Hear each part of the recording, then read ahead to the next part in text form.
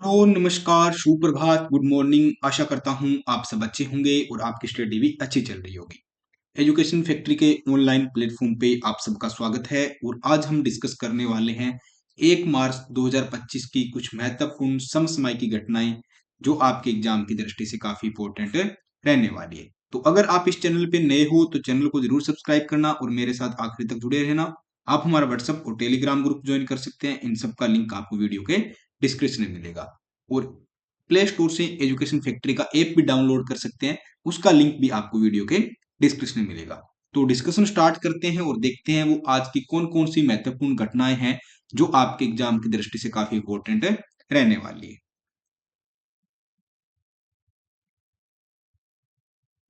आज का first question, आजाद चंद्रशेखर आजाद की पुण्यतिथि कब मनाई जाती है? तो चंद्रशेखर आजाद के बारे में बात करें सबसे पहले, इनका जन्म कब हुआ था? तो इनका जन्म हुआ था बेटा, इनके जन्म की मैं बात करूं या इनका जन्म कहाँ पे हुआ और इनकी मृत्यु कहाँ पे हुई, उन सब के बारे में बात करें, चंद्रशेखर आजाद के बारे में पूरा डिस्कशन करते हैं। सबसे पहले मैं बात करूं तो इनका जन्म हुआ था 23 जुलाई 1906 को इनका जन्म हुआ और जन्म इनका हुआ था मध्य प्रदेश के अंदर जन्म हुआ। कहाँ पे? एमपी के अंदर इनका जन्म हुआ। ये शहीद कब हुए थे या इनकी मृत्यु की बात करें, इनकी पुण्यतिथि कब मनाई जाती है, तो 27 फरवरी को देखो इन्होंने बहुत ही कम उम्र की आयु में के इन्होंने देश के लिए अपनी शहादत दे दी थी या देश के लिए ये शहीद हो गए। 27 फरवरी 1931 को क्या ये शहीद हो गए। तो हर साल क्या है, 27 फरवरी को क्या इनकी पुण्यतिथि मनाई जाती है। हर साल क्या 27 फरवरी को क्या इनकी पुण्यतिथि मनाई जाती है। इन्होंने का मानना था कि मैं कभी अंग्रेजों के हाथ जिंदा नहीं पकड़ा जाऊंगा, आजाद हूं और आजाद था और आजाद ही रहूंगा। ठीक है, इस इनकी ऐसी साइकोलॉजी थी और कभी अंग्रेजों के नहीं हाथ जिंदा नहीं पकड़े गए थे। ठीक है, तो ऑप्शन ए हमारा राइट आंसर होने वाला है। तो 1906 में मध्य प्रदेश के भाबरा में जन्मे आजाद 15 वर्ष की आयु में असहयोग आंदोलन से जुड़े। बाद में हिंदुस्तान रिपब्लिक एसोसिएशन और हिंदुस्तान सोशलिस्ट रिपब्लिक एसोसिएशन के प्रमुख सदस्य बने। उन्होंने काकोरी कांड, जेपी सॉन्डर्स की हत्या और वाइस राय ट्रेन विस्फोट जैसी क्रांतिकारी अभियानों में भी क्या इन्होंने भाग लिया था। तो इनकी मूंछें हमेशा ऊपर थी, ऊपर है और ऊपर ही रहेगी क्योंकि इन्होंने देश के लिए काफी अच्छा काम किया था। देखो कितनी छोटी उम्र में क्या इन्होंने देश के लिए अपना योगदान दे दिया था और आज का युवा देखो तो क्या कर रहा है वो आप देख सकते हो। ठीक है, चलते हैं नेक्स्ट क्वेश्चन के लिए। अभी हाल ही में सेबी के ने अध्यक्ष किसे नियुक्त किया है? किसके बेटा? सेबी, जो हमारी जो एक्सचेंज बोर्ड है, जो शेयर मार्केट को क्या रेगुलेट करती है, इसको शेयर मार्केट को कंट्रोल करती है, जो रेगुलेट करती है, जो शेयर मार्केट को रेगुलेट करती है, उसके क्या नए अध्यक्ष बन गए हैं। कौन से नए अध्यक्ष है और कौन सा 11वें क्रम के अध्यक्ष बने? कौन से 11वें? कौन बने वो? तुहिन, कौन बने बेटा? तुहिन कांता पांडे। तुहिन कांता पांडे क्या इसके नए अध्यक्ष बनाए गए। अब सेबी की स्थापना कब हुई? सेबी की मैं स्थापना की बात करूं तो सेबी बना था 1988 में। अधिनियम कौन कब का था? अधिनियम कौन सा था? अधिनियम बाद में जारी हुआ था। अधिनियम कब आया था ये? अधिनियम था 1992 का अधिनियम था, जिसमें क्या इसको एक संवैधानिक निकाय का क्या दर्जा मिल गया था। ठीक है, तो सेबी की स्थापना कब हुई थी? 1988 में हुई थी। अधिनियम कब का था ये? अधिनियम की मैं बात करूं तो 1992 का ये अधिनियम था। ये किसका स्थान लेंगे? ये माधुरीपुरी बुच का स्थान लेने वाले हैं। ठीक है, तो ऑप्शन सी हमारा राइट आंसर होगा। तुहिन कांता पांडे क्या सेबी के नए अध्यक्ष बनने जा रहे हैं और माधुरीपुरी बुच का स्थान लेंगे। ये 11वें अध्यक्ष रहने वाले हैं और 1988 में सेबी की स्थापना हुई। मुख्यालय कहाँ पे है? मुंबई में क्या है इसका मुख्यालय? कहाँ? मुंबई में क्या है इसका मुख्यालय और शेयर मार्केट को क्या ये रेगुलेट करती है। तो ऑप्शन सी हमारा राइट होगा। तो तुहिन कांता पांडे को भारतीय प्रतिभूति और विनिमय बोर्ड सेबी के 11वां अध्यक्ष नियुक्त किया गया है। वो माधवपुरी बुच का स्थान लेंगे। 3 वर्षों तक ये इनके पद पे रहेंगे। कितने? 3 साल तक इनका कार्यकाल होता है। कितने साल तक? 3 साल तक कार्यकाल होगा। वो विदेशी निवेशकों की भारी पूंजी निवेश के बीच में बाजार में स्थिरता लाने की चुनौती का सामना करेंगे। मतलब सीधी सी बात है, जो शेयर मार्केट है उसमें यही है कि आप मार्केट को किस तरह रेगुलेट करते हो और आप का आपका जो एक्सपीरियंस है, आपका काम क्या है, वो आपको किस तरह उसको मैनेज करते हो। सबसे बड़ा मार्केट को कंट्रोल करके रखना ही सबसे बड़ी चुनौती उनके लिए होने वाली हो रही है। कि आईएएस अधिकारी है 1987 बेस के ओडिशा कैडर के। और आपको मैंने एक दिन पहले ही बताया था, फिर से भी बता दूं, ज्यादातर किसी संगठन के कोई अध्यक्ष एमडी बनता है तो आईएएस या आईपीएस ही होते हैं मोस्टली, जो सेक्रेटरी या सचिव जो अध्यक्ष बनाए जाते हैं। विश्व एनजीओ दिवस कब मनाया जाता है? विश्व एनजीओ दिवस की मैं बात करूं, एनजीओ दिवस की, किसकी बेटा? एनजीओ दिवस की अपन बात करें तो कब मनाया जाता है? एनजीओ दिवस की बात करते हैं, ठीक है। और इसका मनाने का मेन उद्देश्य क्या है? इसका मनाने का मेन उद्देश्य क्या है?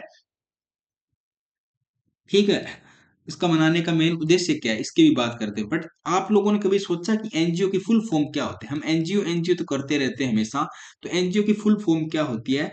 Non governmental organisation. कौन से? नॉन गवर्नमेंटल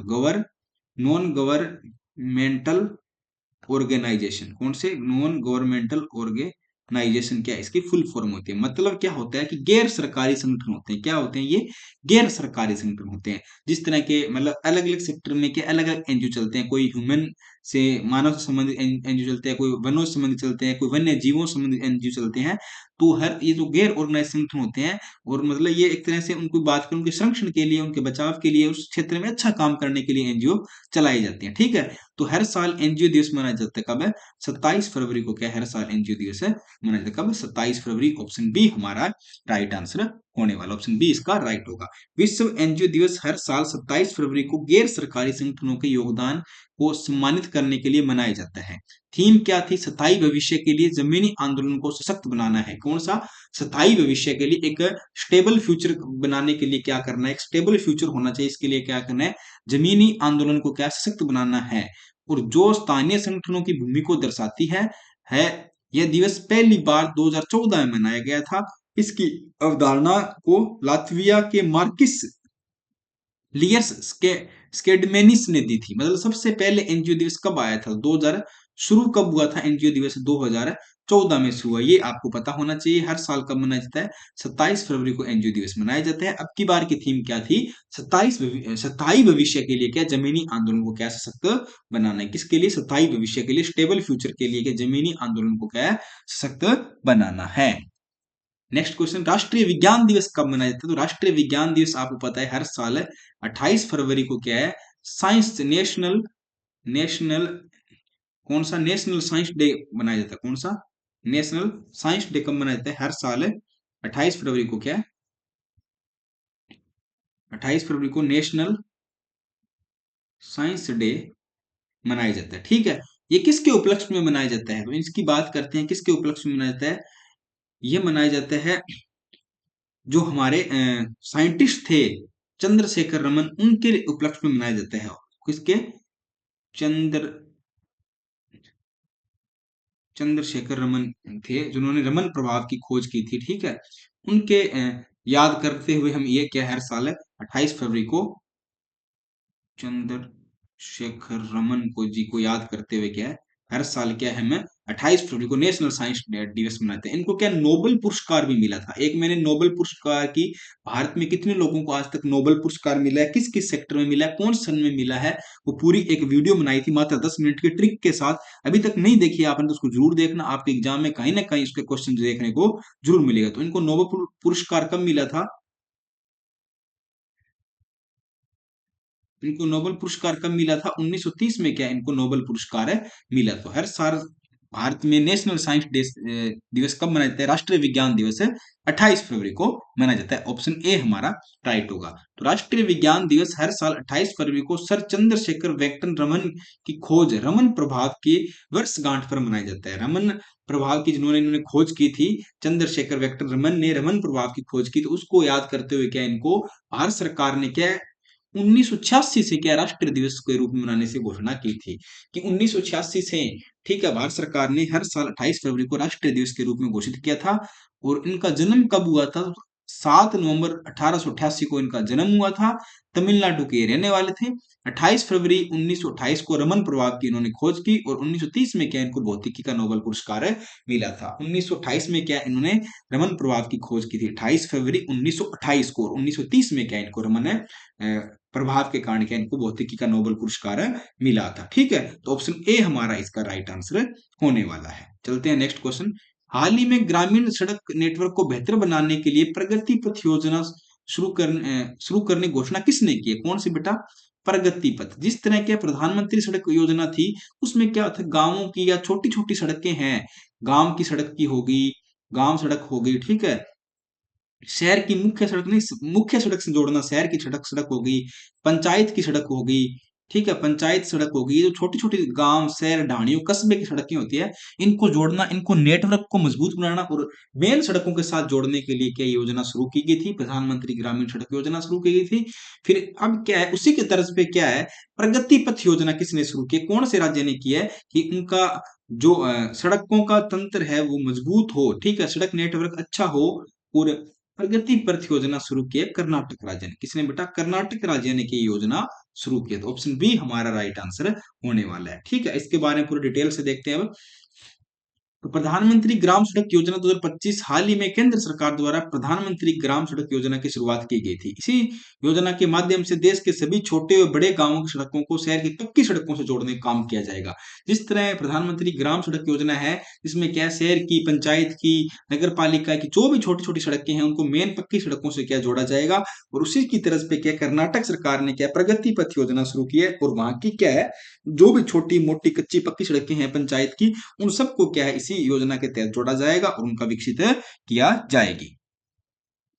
हाल ही में भारत हाल ही में भारतीय महिला फुटबॉल टीम ने दूसरी पिंक लेडीज कप 2025 में कौन सा स्थान हासिल किया? कौन सा दूसरा पिंक लेडीज कप के बारे में बात करें तो इसमें कौन सा स्थान हासिल किया है? कौन, किसने? भारतीय महिला टीम ने। ठीक है, अब भारतीय महिला टीम की मैं बात करूं तो पिंक लेडीज कप हुआ था। कौन सा हुआ था बेटा? ये पिंक लेडीज कप। कौन सा? पिंक लेडीज लेडीज कप की बात करें, पिंक लेडीज कप 2025 हुआ कहां पे था? यूएई में। कहा? यूएई में इसका आयोजन किया। किस, कहां पे? होस्ट कौन था? यूएई करने वाला था, यूएई में इसका आयोजन हुआ। कुल टीम कितनी थी? कुल टीमें मैं बात करूं तो 4 टीमें थी। अब आपको लग रहा होगा ना कि 4 टीमों में भारत का कौन सा नंबर आया होगा। ठीक है, अच्छी बात है, पर भारत की इसके अंदर रैंक कौन सी थी? भारत की रैंक पूछे तीसरी थी, ऊपर से तीसरी, नीचे से क्या? दूसरी। ठीक है, बट कोई ना, किसी एक को तो इन्होंने हराया है ना। महिला फुटबॉल की हुई है शुरुआत, तो की है, अच्छी बात है। हमारे देश में इतना फुटबॉल को लेके नहीं है ट्रेंड, क्रिकेट को लेके चलता है, बट अच्छी बात है। 4 टीमों में क्या हमारा तीसरा नंबर आया था। ठीक है, हमारी टीम का नाम क्या था? उपनाम क्या था? हमारी टीम का उपनाम की मैं बात करूं तो क्या था? ब्लू टाइगर्स नाम था। क्या था? ब्लू टाइग्रेस नाम था। ब्लू टाइग्रेस नाम था। ब्लू टाइग्रेस मतलब नीला बाग, नीला बाग, ब्लू टाइग्रेस क्या इसका नाम था। ठीक है, इन्होंने हराया किसको था? ठीक है, साउथ कोरिया को इन्होंने हराया था। किसको हराया था? हराया किसको था? South Korea. किसको बेटा? साउथ कोरिया को इन्होंने हराया था। ठीक है, और तो हमारा कौन सा स्थान था? हमारा थर्ड स्थान था। पिंक लेडीज कप 2025 जो यूएई में हुआ, 4 टीमें थी, भारत का तीसरा नंबर था। ब्लू टाइगर्स टाइगर्स क्या इनका नाम था, और साउथ कोरिया को हराया, तीसरा नंबर हमारा रहा था। ऑप्शन सी हमारा राइट होगा। तो भारत पिंक लेडीज कप में जॉर्डन को हराया। किसको? जॉर्डन को नहीं हराया, सॉरी, भारत साउथ कोरिया से हारा था। सही है, जॉर्डन को हराया था और भारत साउथ कोरिया से हारा था। ठीक है, जॉर्डन को हराया हराया था, भारत खुद साउथ कोरिया से हार गया था। ठीक है, जॉर्डन को हराया, और भारत की महिला फुटबॉल टीम ने पिंक लेडीज कप में गुरुवार को 2-0 से, और इन्होंने क्या है, ये सब टीम के बारे में नॉर्मल जानकारी, कितने मिनट मैच चला था, किसने कितने गोल किए थे। ठीक है, तो अपन मेन बात करते हैं भारत का इसमें कौन सी पोजीशन थी। भारत में इसकी तीसरी पोजीशन है, ये आपको ये याद रखना है। ठीक है, ये हमारे देश की वो बेटियां जो शेरनियां हैं जिन्होंने तीसरा हासिल किया मुकाम अब की बार। हाल ही में वर्ष 2025 में शीर्ष 10 सबसे व्यस्त वैश्विक हवाई अड्डों की सूची में सबसे शीर्ष स्थान कौन सा मिला है? किसमें बेटा? वैश्विक हवाई अड्डों की बात करें और सूची में व्यस्तम, किसमें? व्यस्त मतलब सबसे ज्यादा व्यस्त, 10 व्यस्त हवाई अड्डों की क्या लिस्ट जारी होगी? कितनी? 10। 10 व्यस्त मतलब जिनमें ज्यादा भीड़ भाड़ या ट्रैफिक रहती है, व्यस्त हवाई अड्डों की सूची जारी होगी। व्यस्त एयरपोर्ट, ठीक है, एयरपोर्ट की क्या सूची? एयरपोर्ट की सूची जारी हो चुकी है। ठीक है, 10 विश्व के 10 एयरपोर्ट कौन है जो सबसे ज्यादा बिजी रहते हैं? तो पहला नंबर किसको मिला है? एयरपोर्ट में दुबई को नंबर मिला है। पहला किसको मिला है बेटा? दुबई को मिला। किसको? दुबई या यूएई, दुबई इंटरनेशनल को मिला है, ठीक है, दुबई को मिला है पहला। अब आपके मन में आ रहा होगा भारत को कौन सा मिला है, बिल्कुल भारत की बात करेंगे, दुबई, ठीक है। भारत को कौन सा मिला, तो भारत को क्या है, जो हमारा इंदिरा गांधी इंटरनेशनल है दिल्ली वाला, दिल्ली वाला उसको क्या 8वां नंबर मिला है। इंडिया का हमें 8वां नंबर है, इंदिरा गांधी इंटरनेशनल एयरपोर्ट है जो दिल्ली वाला, उसको 8वां नंबर है, इसको 8वां नंबर मिला है। और पहले नंबर की बात करें तो दुबई को international, Dubai international airport UAE को क्या है पहला नंबर मिला है। किसमें, बीजी वेस्ट, मतलब सबसे ज्यादा वहां ट्रैफिक रहता है, या वहां पे एरोप्लेन आती जाती रहते हैं, लोगों की भीड़ भाड़ रहती है, तो किसको मिला है, दुबई को पहला नंबर मिला है। ऑप्शन ए हमारा राइट होगा। तो दुबई अंतरराष्ट्रीय हवाई अड्डा को लगभग 4.8 मिलियन सीटों के साथ दुबई अंतरराष्ट्रीय हवाई अड्डा दुनिया का सबसे व्यस्त हवाई अड्डा हो गया। 4.8 मिलियन सीटें, मतलब इतने लोग, क्या सीटों मतलब क्या, इतने लोगों ने यहाँ ट्रेवल किया है साल भर में। तो फरवरी 2024 की तुलना में इसकी क्षमता क्या 1% वृद्धि देखी गई है। और 2024 की तुलना में बात करें तो क्या की बार इनकी 1% वृद्धि भी हुई है, ठीक है। तो दुबई को क्या पहला स्थान है मिला है। हाल ही में Ratan Tata endowment endowment foundation के अध्यक्ष किसे चुना गया है, रतन टाटा, रतन टाटा, रतन टाटा एंडोमेंट फाउंडेशन के अध्यक्ष, किसके बेटा, फाउंडेशन के अध्यक्ष किसे चुना गया है। अब क्या है, एक टाटा ग्रुप की नहीं हो रही थी, रतन टाटा का जो पर्सनल एंडोमेंट फाउंडेशन था उसके अध्यक्ष के बारे में बात हो रही है। तो एन चंद्रशेखरन को चुना गया, किसको, एन चंद्रशेखर को चुना गया, ठीक है। ये टाटा ग्रुप के क्या है, ये टाटा ग्रुप के क्या है, सीईओ भी है, टाटा ग्रुप के क्या है, ये सीईओ है, ठीक है। और टाटा ग्रुप के अध्यक्ष कौन है, रतन टाटा के जो कजन थे, नेओल टाटा, कौन, नेओल टाटा को टाटा ग्रुप के अध्यक्ष किसको बनाया गया, ने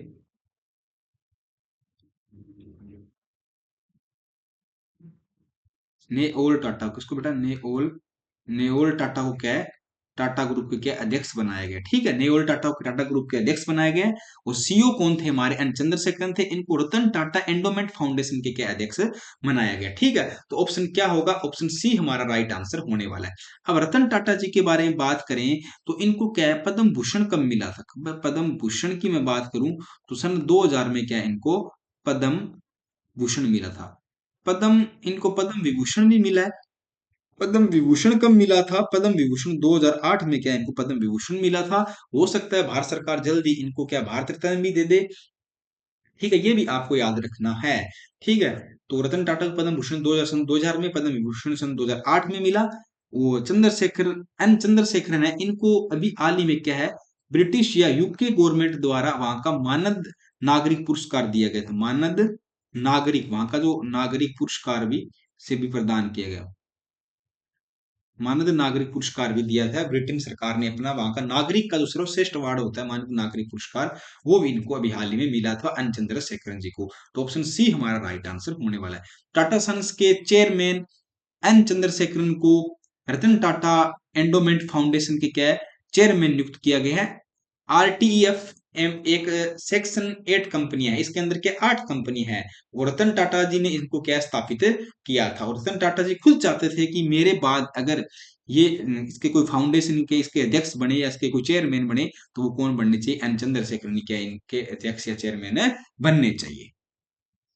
हाल ही में Indian oil corporation IOC board के निदेशक योजना एवं व्यवसाय विकास का कार्यभार किसने संभाला है, किसके बेटा, आईओसी, आईओसी मतलब इंडियन ऑयल कॉर्पोरेशन, ये एक हमारी पीएसयू है या भारत सरकार की कंपनी है, उपग्रह, भारत सरकार का क्या उपग्रह है। इसका हाल ही में निदेशक या एमडी का कार्यभार किसने संभाला है, इसके एमडी कौन बने हैं, अभी मैनेजिंग डायरेक्टर या निदेशक कौन बने हैं, तो सुमन कुमार क्या इसके निदेशक बने, कौन बेटा, सुमन कुमार क्या इसके निदेशक बने। ऑप्शन बी हमारा राइट आंसर होने वाला है। तो सुमन कुमार को 26 फरवरी 2025 को इंडियन ऑयल कॉर्पोरेशन के क्या निदेशक या योजना एवं व्यवसाय विकास का कार्यभार संभाला है।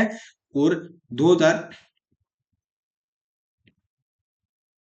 नियुक्ति पेट्रोलियम प्राकृतिक गैस मंत्रालय द्वारा 25 फरवरी 2025 को क्या जारी एक नियुक्ति पत्र जारी करके इनको दी गई। तो ये किसके अंतर्गत काम ये करते हैं, पेट्रोलियम एवं प्राकृतिक गैस मंत्रालय द्वारा क्या इनको नियुक्ति दी है, मतलब आईओसी मतलब इंडियन ऑयल कॉर्पोरेशन, आपको पता है पेट्रोल से संबंधित है, तो पेट्रोलियम एवं प्राकृतिक मंत्रालय के अधीन के काम करते हैं। हाल ही में अंतरिक्ष विकिरण पर अंतरराष्ट्रीय रेडियो बायोलॉजिक सम्मेलन कहाँ शुरू हुआ है? तो रेडियो बायोलॉजिकल सम्मेलन की मैं बात करूं, हाल ही में कहाँ शुरू किया गया है? तो रेडियो बायोलॉजिकल सम्मेलन की बात करूं, अंतरराष्ट्रीय लेवल का रेडियो बायोलॉजिकल सम्मेलन हाल ही में नई दिल्ली में शुरू किया गया। कहाँ पे? नई दिल्ली। ऑप्शन ए हमारा राइट होगा। तो अंतरिक्ष विकिरण भारी आयनों और मानव अंतरिक्ष मिशनों को जैव प्रभाव तंत्र और जैव चिकित्सा प्रतिवाद अंतरराष्ट्रीय रेडियो बायोलॉजिकल सम्मेलन नई दिल्ली में शुरू हुआ। कहां पे? नई दिल्ली में शुरू हुआ है, जिसका उद्घाटन सरकार के प्रधान एवं वैज्ञानिक सलाहकार प्रोफेसर अजय कुमार सूद और डीआरडीओ के अध्यक्ष डॉक्टर समीर वी कामत द्वारा किया गया। इसके सम्मेलन का अध्यक्षता किसने की या उद्घाटन किसने किया? डीआरडीओ के अध्यक्ष डॉक्टर समीर वी कामत और जो हमारे वैज्ञानिक प्रधान सलाहकार है प्रोफेसर अजय कुमार सूद द्वारा क्या इसका उद्घाटन किया गया। तो कहां पे शुरू हुआ है? नई दिल्ली में इसका आयोजन शुरू हुआ है। चलते हैं नेक्स्ट क्वेश्चन। अभी हाल ही में किस देश ने 2025 बैडमिंटन एशिया मिश्र चैंपियनशिप जीता है? तो अभी हाल ही में 2025 बैडमिंटन एशिया मिश्र चैंपियनशिप किसने जीता है? तो इंडोनेशिया जीता है। किसने? इंडोनेशिया जीता है। ऑप्शन सी हमारा राइट आंसर होने वाला, ऑप्शन सी इसका राइट होगा। तो इंडोनेशिया ने चौथी बैडमिंटन एशियन मिश्रित चैंपियन 2025 को फाइनल में चीन को हराकर जीता है। हराया किसको है? उपविजेता कौन है?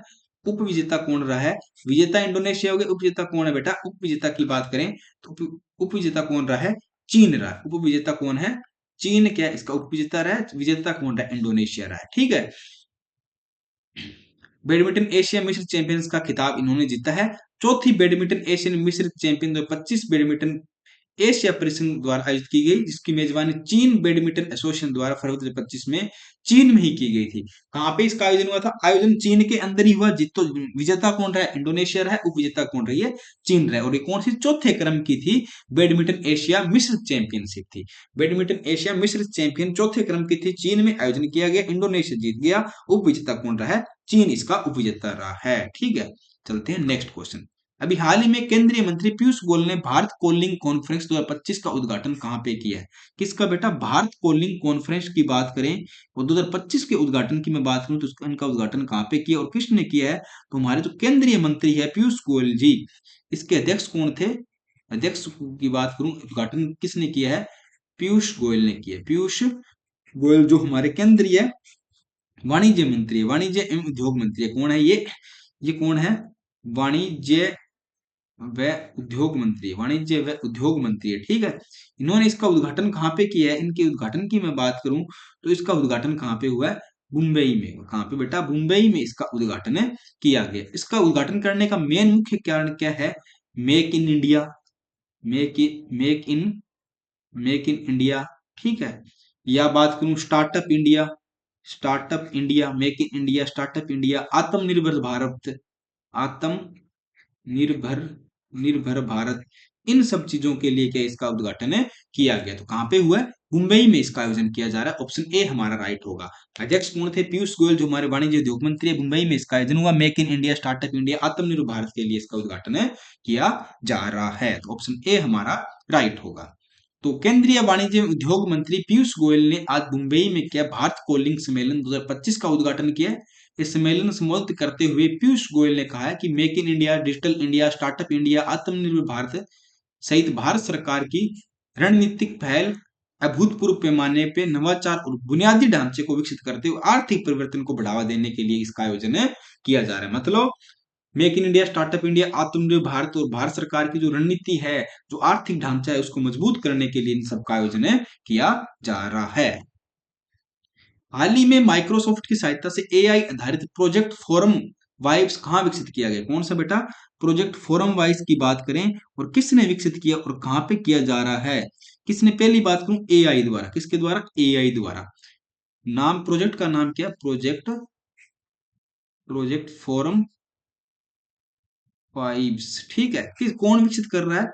एआई मतलब आर्टिफिशियल इंटेलिजेंस, ये मतलब माइक्रोसॉफ्ट क्या है? माइक्रोसॉफ्ट क्या कर रही है? माइक्रोसॉफ्ट कर रही है एआई पर आधारित होगा। इसका मतलब क्या है कि कृषि के अंदर, कृषि या एग्रीकल्चर खेती में क्या है? एआई का यूज करो, आर्टिफिशियल इंटेलिजेंस का यूज करो। किसमें? एआई का। कृषि में एआई का यूज करो। ठीक है। मतलब लागत आपकी क्या हो? कम हो। लागत क्या हो? कम हो। ठीक है। उर्वरक बढ़े, उर्वरक क्या है, आप उर्वरक का यूज है उसका क्या कम करो, ठीक है, खाद बीज का यूज कम करो, उत्पादकता आपकी बढ़नी चाहिए, उत्पादकता आपकी क्या है, बढ़नी चाहिए, ठीक है, उत्पादकता बढ़े, लागत आपकी कम हो, आय आपकी बढ़े, ठीक है, आय भी किसानों की बढ़नी चाहिए, इसके लिए क्या है, इसमें खेती में एग्रीकल्चर में क्या एआई का आपको यूज करना चाहिए, ठीक है, जल की मतलब यूज कम करो, आप ड्रिप प्रणाली वगैरह ये सब सिस्टम अपनाओ। तो ये कहाँ पे शुरू किया जा रहा है, महाराष्ट्र में शुरू किया है, कहाँ पे, महाराष्ट्र में शुरू किया है, किसने, एआई का प्रोजेक्ट है, एआई का एग्रीकल्चर में यूज होना चाहिए, एआई आधारित कृषि आप करनी चाहिए आप लोगों को, ठीक है, तो ये कौन बोल रहा है, माइक्रोसॉफ्ट बोल रहा है, माइक्रोसॉफ्ट द्वारा ये शुरू किया गया project forum vibes, project forum vibes किसने शुरू किया, माइक्रोसॉफ्ट ने किया, एआई आधारित कृषि है, इसमें कृषि के अंदर एआई का यूज होना चाहिए, लागत कम हो, उर्वरक का यूज कम हो, उत्पादकता बढ़े, आपकी आय बढ़नी चाहिए, ठीक है, ऑप्शन सी हमारा राइट होगा। तो माइक्रोसॉफ्ट के चेयरमैन सत्य नडेला ने हाल ही महाराष्ट्र के बारामती प्रोजेक्ट फार्म वाइब्स के माध्यम से कृषि में आर्टिफिशियल इंटेलिजेंस परिवर्तनकारी प्रभाव पर प्रकाश डाला है, जिसमें संसाधनों की खपत कम होने के साथ साथ ही उपज की 40% क्या होगी, वृद्धि होगी, मतलब संसाधनों की क्या खपत कम होगी और जो आपकी प्रोडक्टिविटी है वो कितनी 40% बढ़ेगी। और माइक्रोसॉफ्ट के सीईओ कौन है, सत्या नडेला जी है, उन्होंने ये प्रोजेक्ट लॉन्च किया और भारत के महाराष्ट्र के अंदर ये शुरू किया गया है। तो ये हमारे आज के कुछ क्या थे, वन लाइनर एमसीक्यू थे। अब हम डिस्कस करेंगे कुछ वन लाइनर। सरस आजीविका मेला 2025 की थीम क्या है, लखपति दीदी की नियमित क्षमताओं को विकसित करना, क्या लखपति दीदी की क्या नियमित क्षमताओं को विकसित करना, सरस आजीविका मेला 2025 की थीम है। अभी हाल ही में किसे ओडिसी नृत्य का निधन हुआ है, तो मायाधर राउत का क्या हाल ही में निधन हो गया। वीर सावरकर हिंदू महासभा के अध्यक्ष कब बने, 1937 में क्या है, वीर सावरकर हिंदू महासभा के अध्यक्ष बने थे। जिन लोगों को ब्रिटिश सम्राट के द्वारा केएबी की उपाधि दी जाती है वे वह लोग क्या उपयोग कर सकते हैं, मतलब शर पुरुष या डेम महिला कर सकते हैं, मतलब जो उपाधि के जो आगे नाम लगता है वो शर का नाम लगता है पुरुष के आगे और डेम किसके आगे लगता है, महिला के आगे लगता है। अभी हाल ही में जर्मनी के नए चांसलर फेडरिक गरज बने हैं, किस पार्टी से संबंधित है, तो वो कौन से हैं, democratic union party, Christian democratic union party से क्या वो संबंध रखते हैं।